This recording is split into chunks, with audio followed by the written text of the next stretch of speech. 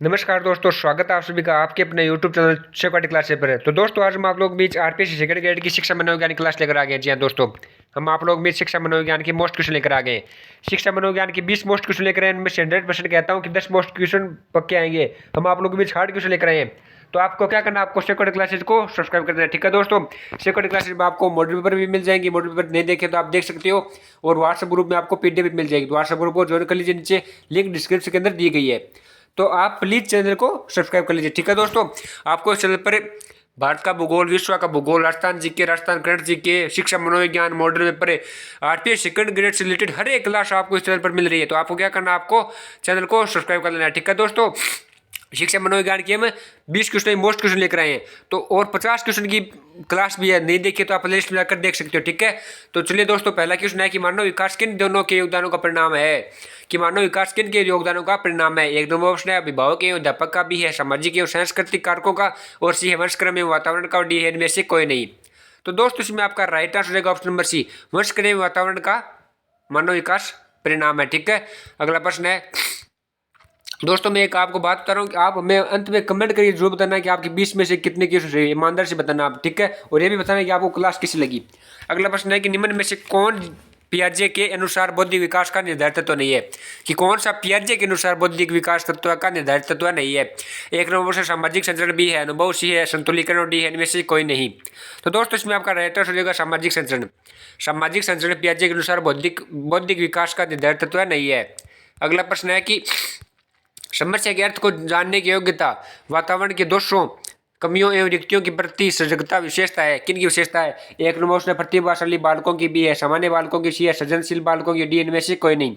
तो दोस्तों इसमें आपका राइट आंसर हो जाएगा सी नंबर ऑप्शन, सृजनशील बालकों की विशेषता। ये कौन सी विशेषता है कि वो जानने की योग्यता रखते हैं, वातावरण के दोषों को, कमियों एवं रिक्तियों के प्रति सजगता रखते हैं।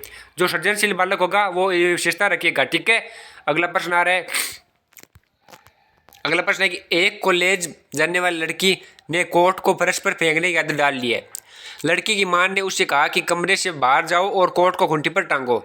लड़की अगली बार जब घर में प्रवेश करती है तो वह अलमारी की तरफ जाती है और कोट को हाथ में लेकर खूंटी पर टांग लेती है। यह किसका उदाहरण है। यानी लड़की में पहले बुरी आदत थी, उसकी मां ने कहा तो वह उसकी बात सुनकर उस आदत को सुधार लेती है। तो यह किसका उदाहरण है दोस्तों। एक नंबर से श्रृंखलागत अधिगम का, बी है अद्दीपन अनुक्रिया अधिगम का, सी है प्रत्यय अधिगम का, डी इनमें से कोई नहीं। तो दोस्तों इसमें आपका राइट आंसर रहेगा ऑप्शन नंबर ए, श्रृंखलागत अधिगम का उदाहरण है ये। श्रृंखलागत अधिगम का उदाहरण है ये। ठीक है, अगला क्वेश्चन देखते हैं। बहुत हार्ड क्वेश्चन लेकर आए हैं दोस्तों हम आप लोगों के बीच। अगला क्वेश्चन है कि जिस प्रक्रिया में व्यक्ति दूसरों के व्यवहार को देखकर सीखता है, न कि प्रत्यक्ष के अनुभव के को कहते हैं। यानी जिस प्रक्रिया में व्यक्ति दूसरों के व्यवहार को देखकर सीखेगा, न कि अपने व्यवहार को देखकर, उसको क्या कहते हैं दोस्तों। एक नंबर ऑप्शन है सामाजिक अधिगम, बी है अनुबंधन, सी है प्रायोगिक अधिगम, और डी है आकस्मिक अधिगम। तो दोस्तों इसमें आपका राइट आंसर हो जाएगा ऑप्शन नंबर ए, हाँ सामाजिक अधिगम कहा जाएगा। यानी जिस प्रक्रिया में व्यक्ति दूसरे व्यवहार को देखकर सीखेगा, न कि अपने व्यवहार को, अनुभव को, तो उसको हम क्या कहेंगे, सर जी सामाजिक अधिगम कहेंगे। ठीक है, तो अगला क्वेश्चन देखते हैं दोस्तों। अगला क्वेश्चन है कि अधिगम निरोगम का लक्षण है। कि अधिगम निरोगम का लक्षण है कौन सा है। एक नंबर है भागनिक प्रवृत्ति होना, बी है अशांत होना, सी है अवधान संबंधी बाधा विकार, डी है अभिप्रेरणा का भाव। तो दोस्तों इसका राइट आंसर कौन सा हो जाएगा। दोस्तों इसका राइट आंसर रहेगा ऑप्शन नंबर सी, अवधान संबंधी बाधा है फिर विकार। अधिगम निरोगम का लक्षण कौन सा है। अवधान संबंधी बाधा है फिर विकार है। अगला प्रश्न आ रहा है कि अधिगम को प्रभावित नहीं करता उसे क्या कहते हैं। कि अधिगम को प्रभावित नहीं करता उसे क्या कहते हैं। एक नंबर है संचार के साधन, बी है समवेशक समूह, सी है अध्यापक, और डी है परिपक्वता एवं आयु। तो दोस्तों इसमें आपका राइट आंसर रहेगा ऑप्शन नंबर डी, हाँ अधिगम को प्रभावित नहीं करता उसे परिपक्वता एवं आयु कहते हैं। ठीक है, ऑप्शन नंबर डी इसका राइट आंसर हो जाएगा। अधिगम को प्रभावित नहीं करता उसे परिपक्वता एवं आयु कहते हैं। अगला प्रश्न है कि एक क्रिकेट खिलाड़ी अपनी गेंदबाजी के कौशल को विकसित कर लेता है, यह खिलाड़ी अपने बल्लेबाजी कौशल को विकसित नहीं कर पाता, इसे क्या कहते हैं। यानी एक खिलाड़ी अपनी गेंदबाजी कौशल को विकसित कर लेता है, यानी वो एक चीज में ध्यान देता है, बल्लेबाजी कौशल को विकसित नहीं कर पाता वो। यानी जब हम एक काम कर रहे हैं तो उसी काम में हमारा मन होगा, दूसरे काम में मन नहीं होगा। यानी इसे क्या कहते हैं दोस्तों। एक नंबर से विद्यात्मक प्रशिक्षण अंतरण, बी है निषेधात्मक प्रशिक्षण अंतरण, और सी है शून्य प्रशिक्षण अंतरण, और डी है इनमें से सभी। तो दोस्तों इसका राइट आंसर हो जाएगा ऑप्शन नंबर शून्य प्रशिक्षण अंतरण, हाँ शून्य प्रशिक्षण अंतर कहेंगे इसे। ऑप्शन नंबर सी इसका राइट आंसर हो जाएगा। अगला प्रश्न आ रहा है कि गिलफोर्ड ने अभिसारी चिंतन पद का प्रयोग किसके समान अर्थ में किया? कि गिलफोर्ड ने अभिसारी चिंतन पद का प्रयोग किसके समान अर्थ में किया है? एक नंबर ऑप्शन है बुद्धि, बी है सृजनात्मकता, सी है बुद्धि एवं सृजनात्मकता, डी है इनमें से कोई नहीं। तो दोस्तों इसका राइट आंसर रहेगा ऑप्शन नंबर बी सृजनात्मकता। गिलफोर्ड ने अभिसारी चिंतन का प्रयोग सृजनात्मकता के लिए किया, सृजनात्मकता समान अर्थ के लिए किया।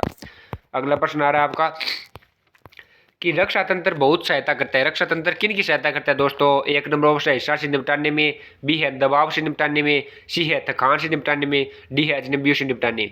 तो रक्षा तंत्र हमारे दबाव से निपटाने में सहायता करेगा, दबाव से निपटने में सहायता करेगा। तो एक बी नंबर ऑप्शन इसका राइट आंसर हो जाएगा, बी नंबर ऑप्शन इसका राइट आंसर हो जाएगा। अगला प्रश्न है कि निम्न में से कौन सा तरीका प्रत्यक्ष समायोजन है? कि निम्न में से कौन सा तरीका प्रत्यक्ष समायोजन है? एक नंबर ऑप्शन है प्रक्षेपण, बी है दमन, सी है प्रतिगमन और डी है लक्ष्यों का प्रतिस्थापन। तो दोस्तों इसमें आपका राइट आंसर कौन सा हो जाएगा दोस्तों? हाँ, इसमें आपका राइट आंसर रहेगा ऑप्शन नंबर डी। इसमें ऑप्शन नंबर डी इसका राइट आंसर हो जाएगा, लक्ष्यों का प्रतिस्थापन। ठीक है, ठीक है। अगला क्वेश्चन आ रहा है आपका लक्ष्यों का प्रतिस्थापन, इसका राइट आंसर हो जाएगा डी नंबर ऑप्शन। अगला क्वेश्चन है कि हस्तशिल्प की शिक्षा दी जानी चाहिए। कि हस्तशिल्प की शिक्षा किसे दी जानी चाहिए? एक नंबर ऑप्शन है मंद बुद्धि बालक को, बी है पिछड़े बालक को, सी है सामान्य बालक को और डी है प्रखर बुद्धि के बालक को। तो दोस्तों इसमें आपका राइट आंसर कौन सा हो जाएगा? ऑप्शन नंबर ए इसका राइट आंसर हो जाएगा। हाँ, मंद बुद्धि के बालक को हस्तशिल्प शिक्षा दी जानी चाहिए, ए नंबर ऑप्शन इसका राइट आंसर हो जाएगा।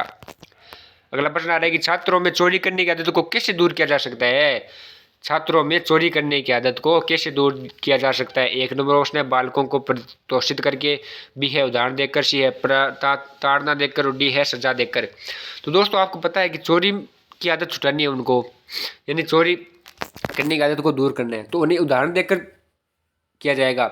यानी उदाहरण देंगे कि इससे क्या होता है, चोरी करने से गंदी लत पड़ती है वगैरह करके। ठीक है, इसका ऑप्शन नंबर 20 का राइट आंसर हो जाएगा। ठीक है, अगला क्वेश्चन क्या है? अगला क्वेश्चन आ रहा है आपका कि सशक्त अभिप्रेरणा सीखने का प्रभावशाली घटक है। कि सशक्त अभिप्रेरणा सीखने का प्रभावशाली घटक है कौन सा है? इससे बालक स्वस्थ रहता है, ध्यान रखता है, शीघ्र सीखता है, प्रसन्न रहता है। दोस्तों इसमें आपका राइट आंसर हो जाएगा ऑप्शन नंबर सी। हाँ, सशक्त अभिप्रेरणा सीखने का प्रभावशाली घटक है कि बालक है शीघ्र सीखता है। ठीक है, ऑप्शन नंबर सी इसका राइट आंसर हो जाएगा। अगला प्रश्न देखते हैं। अगला प्रश्न है कि व्यवहारिक बुद्धि को कहते हैं कि व्यवहारिक बुद्धि को क्या कहते हैं? कि व्यवहारिक बुद्धि को कहा जाता है तो क्या कहते हैं दोस्तों व्यवहारिक बुद्धि को? एक नंबर ऑप्शन है मूर्त बुद्धि, बी है अमूर्त बुद्धि, सी है संज्ञात्मकता और बी है सामाजिक बुद्धि। तो दोस्तों इसमें आपका राइट आंसर हो जाएगा ऑप्शन नंबर ए, व्यवहारिक बुद्धि को मूर्त बुद्धि कहते हैं। ठीक है, ऑप्शन नंबर ए इसका राइट आंसर हो जाएगा। अगला प्रश्न क्या है? अगला प्रश्न आ रहा है कि परिवेश की वस्तु जिससे प्राणी प्राप्त करने का प्रयास करता है उसे कहा जाता है। कि परिवेश की वस्तु जिससे प्राणी प्राप्त करने का प्रयास करता है उसे क्या कहते हैं दोस्तों? एक नंबर ऑप्शन है प्रबलन, बी है प्रेरक, सी है उद्दीपक, डी है प्रलोभन। तो दोस्तों इसका राइट आंसर रहेगा ऑप्शन नंबर ई प्रेरक। परिवेश की वस्तु जिसे प्राणी प्राप्त करने का प्रयास करता है उसे प्रेरक कहते हैं। ठीक है, अगला प्रश्न देखते हैं। अगला प्रश्न आ रहा है कि संवेदना ज्ञान की पहली पीढ़ी है। कि संवेदना ज्ञान की पहली सीढ़ी है, यह कथन किसका है? मोस्ट क्वेश्चन है, स्टार लगा लीजिए आप इस क्वेश्चन की संवेदना ज्ञान की पहली सीढ़ी है, यह कथन है किसका है? डबल स्टार लगा लीजिए चाहिए। एक नंबर से मानसिक विकास है, बी है शारीरिक विकास है, सी है ध्यान विकास है, डी है भाषा का विकास है। तो दोस्तों इसमें आपका राइट आंसर रहेगा मानसिक विकास का है। मानसिक विकास होगा ये, यानी संवेदना ज्ञान की पहली सीढ़ी है, ये मानसिक विकास है। अगला प्रश्न आ रहा है कि अप्रत्यक्ष पथ समस्याओं का उपयोग किस प्रयोजनों के लिए किया जाता है? कि अप्रत्यक्ष पथ समस्याओं का उपयोग किस प्रयोजनों के लिए किया जाता है? एक नंबर ऑप्शन है बच्चे, बी है प्रौढ़, सी है चिड़िया, डी है पशु। तो दोस्तों इसमें आपका राइट आंसर हो जाएगा प्रौढ़। प्रौढ़ के लिए अप्रत्यक्ष पथ समस्याओं का उपयोग किया जाता है। अगला प्रश्न आ रहा है कि समस्या की अचानक समाधान की वकालत करने वाले सिद्धांत का नाम क्या है? कि समस्या की अचानक समाधान की वकालत करने वाले सिद्धांत का नाम क्या है? एक नंबर ऑप्शन है सक्रियात्मक अधिगम, बी है सूझ का सिद्धांत, बी है प्रत्यक्ष एवं भूल का सिद्धांत, सी है अनुबंधन। तो दोस्तों इसमें आपका राइट आंसर हो जाएगा ऑप्शन बी सूझ का सिद्धांत। हाँ, ऑप्शन नंबर बी इसका राइट आंसर हो जाएगा। सूझ का सिद्धांत समस्या के अचानक समाधान की वकालत करने वाला सिद्धांत है। अगला प्रश्न आ रहा है आपका कि निम्न में से कौन से संविलनता के लक्षण है? संविलनता के लक्षण पूछे हैं। एक नंबर ऑप्शन है कमजोर सामाजिक व्यवहार, बी है रूढ़िबद्ध व्यवहार, सी है कमजोर संप्रेषण, डी है उपयुक्त सभी। तो दोस्तों आपको पता होना चाहिए कि संविलनता के में कमजोर सामाजिक व्यवहार होगा, रूढ़िबद्ध व्यवहार होगा, कमजोर संप्रेषण होगा। तो ऑप्शन नंबर डी इसका राइट आंसर हो जाएगा।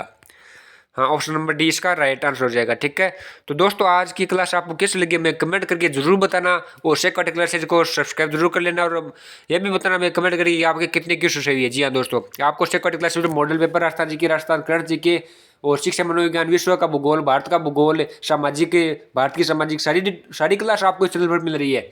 तो आपको क्या करना है, आपको चलो क्लासेज को शेखर क्लासेज को सब्सक्राइब कर लेना है। ठीक है दोस्तों, शेखर क्लासेज को सब्सक्राइब जरूर कर लीजिए, और लिंक नीचे डिस्क्रिप्शन के अंदर दी गई है, व्हाट्सएप ग्रुप को ज्वाइन कर लीजिए। हाँ, व्हाट्सएप ग्रुप पर आपको इस की पीडीएफ मिल जाएगी, इस क्लास की पीडीएफ मिल जाएगी। तो आपको क्या करना है, आपको व्हाट्सएप ग्रुप को ज्वाइन करना है और शेखर क्लासेज को सब्सक्राइब कर लेना है। ठीक है दोस्तों, तो बने रहे शेखर क्लासेज के साथ। Like share and subscribe Shekhar classes. धन्यवाद।